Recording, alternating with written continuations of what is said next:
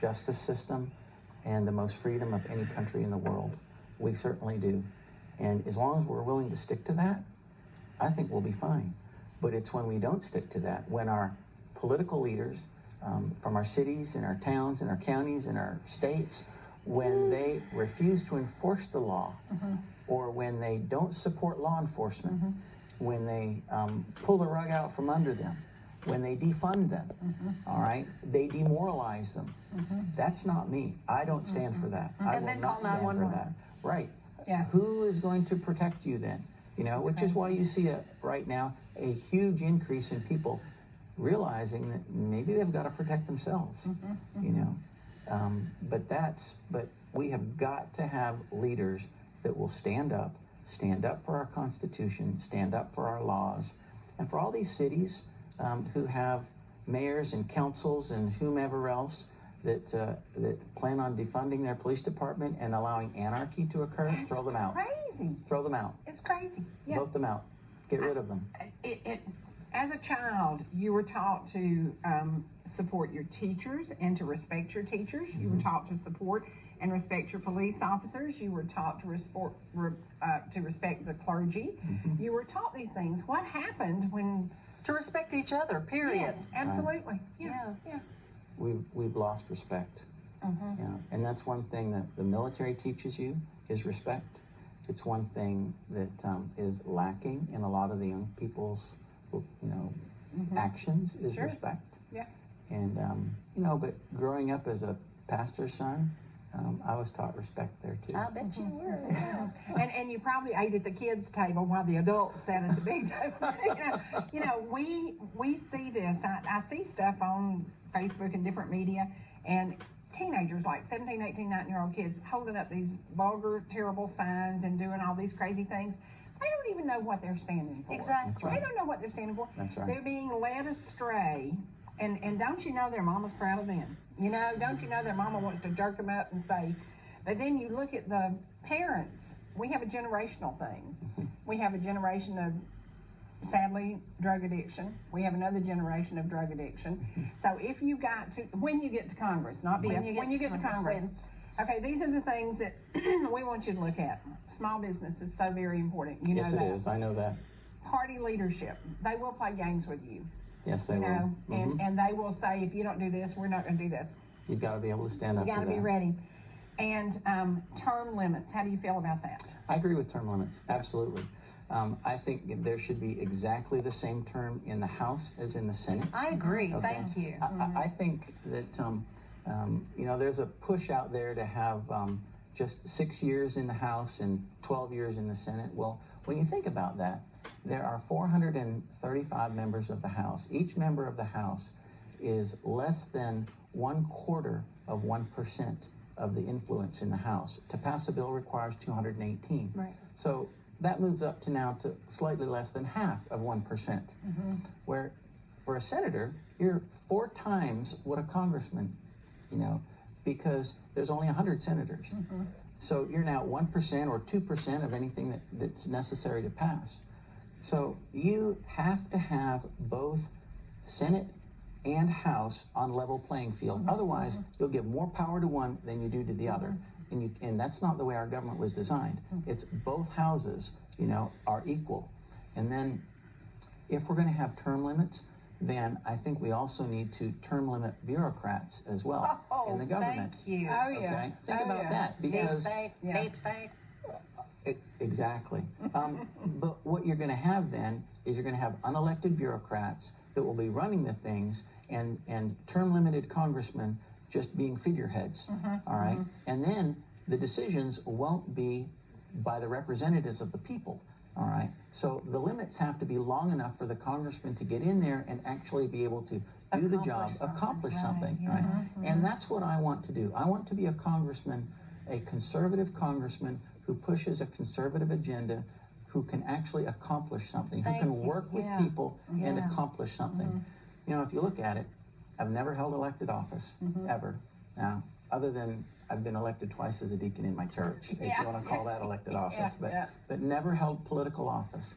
But yet, I have been able to work with Congress and pass an actual law, Law. that has my name on it. Yeah. All right. Like Congressman Jody Heiss said, you know, Who has an 88% success rate? yes. Good guy. Yeah, excellent, guy. excellent Yeah. conservative congressman. Yeah. Yeah. He said, Andrew Clyde, as a private citizen, has done more to forward the cause of liberty than most politicians have done during their entire time in elected office. Right.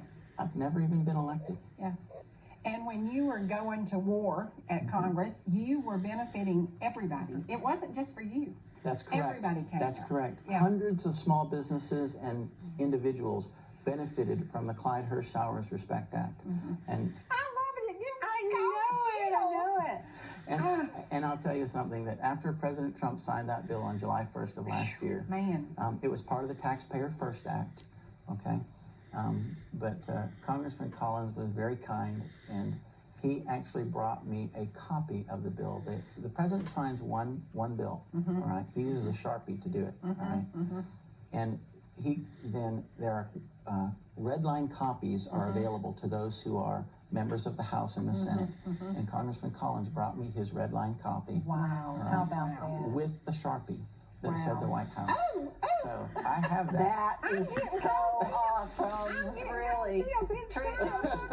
There's another businessman who had never held elected office before. That's right. Yeah. That's right. Wow.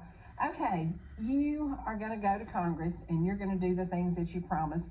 How do you feel about what's going on with COVID and going back to school? What are we going to do?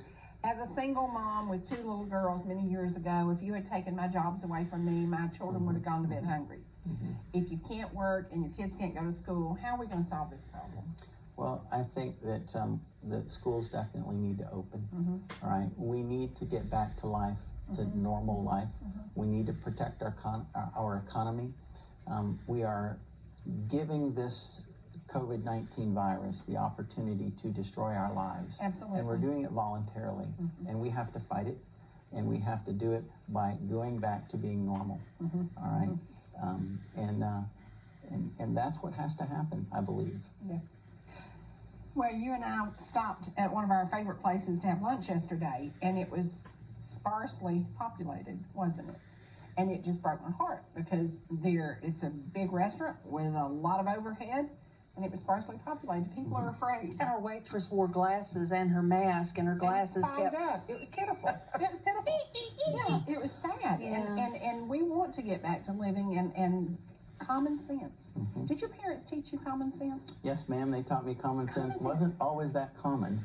Well, Common sense, stay clean, stay Right. safe. and what did we do? Well, we got in the car after we might have done a little shopping. You want to do something? Yeah. And, hand sanitizer. Yeah. Right. And at the table, because we had come in and handled doors, hand sanitizer. Yeah. And, Common sense. at That's this right. point, and she disagrees with me, I'm ready to just go out and get the stuff. I want it. I want it. Just let me catch I'm older than her. I don't need it. Well, and I told my son, and I've told you. Okay, I didn't tell my mama, but I said, I know where I'm going. If I don't make it, I'll see you when you get there. Yeah. Because I do. When we talk about freedoms, I don't like this oppression. And this is, compared to what we would be under if the Marxists actually take control, is laughable. This is nothing. There's no pandemic exception in the Constitution. Thank you. There's not. And fortunately, our current Attorney General, William Barr, That I love. I'll just say that. and I do too, Yes. he has voiced that many times. There is no pandemic exception in the Constitution. All right? So you cannot violate the Constitution for a pandemic. You can't? No, you can't. Somebody Imagine needs to that. call the governors and the Imagine mayors and tell them that. Well, What's it going to take? Lawsuits? The things Get it to stop? the things that we wanted you to think about when you go to Congress: accountability of officials, term limits, going back to school, capital gains. That's a big thing. I know a lot of people my age who have done well in their lifetime want to cash out, want to sell something, but the capital gains tax is killing them. And you agree on a tax that wouldn't burden just the people who have worked and done a good job. That's right. It's like the death tax too. The death tax should Go be away, absolutely death tax. Oh my removed. gosh. Yes. It should be done away with completely.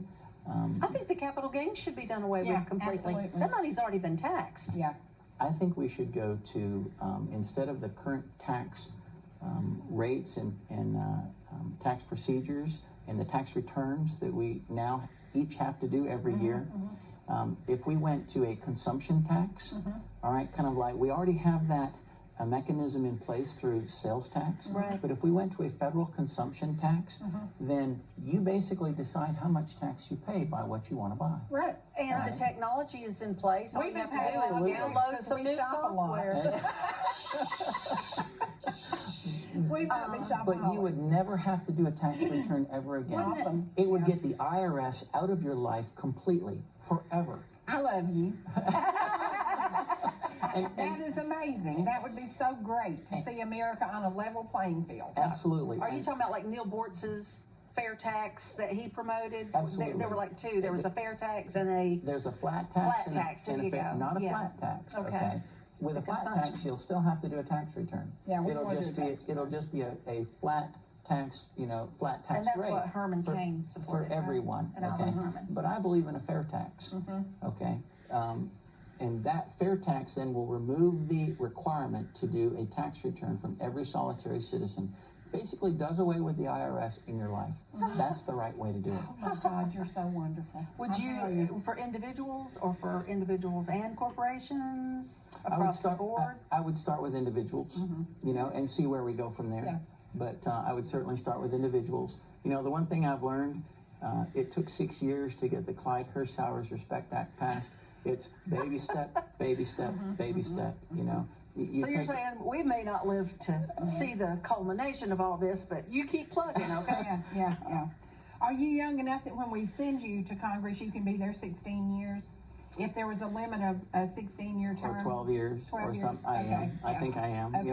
Lord willing, Yeah. I'm 56 years old. Oh yeah, you're a baby. Just a baby. Quick question. Do you think there should be any age limits in Congress? Actually, I haven't even thought about Or that. would the term limits fix that problem? But if you're running for your second term and you're already 90, Yeah. I just, I don't want to pick on Joe Biden, but bless his heart. Yeah.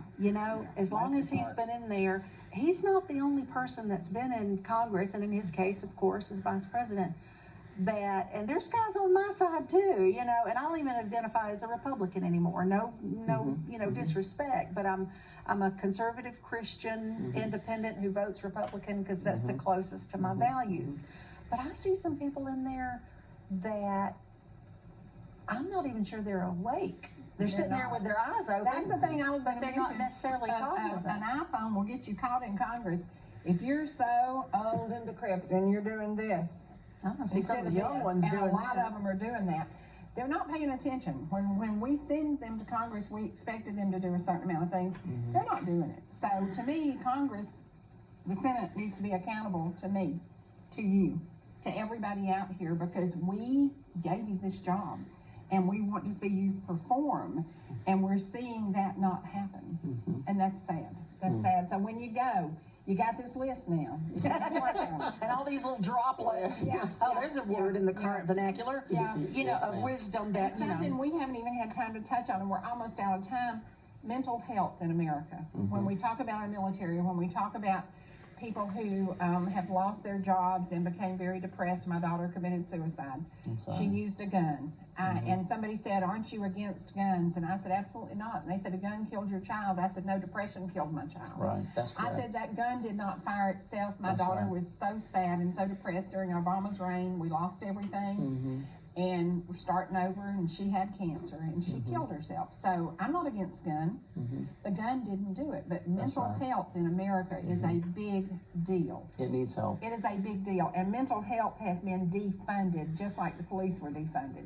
They've taken money away from mental health, and that should never happen. Never happen. So when you get there, we got some money for mental health. We got some money.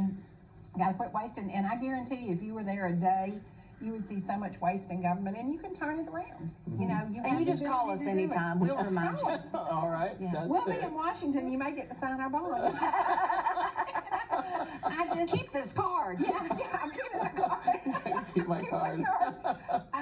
We we are so honored that you took the time to be with us today. From the first interview I saw you do, like when you were working on your project, your pet project last year, I just kept saying, this guy's real. This guy's real. Thank you. And that's what we need. We need some really good guys. I totally support the military. I think Congress needs to be full of the military because you have learned respect. You have learned to balance a budget because you've made very little money in your lifetime doing that.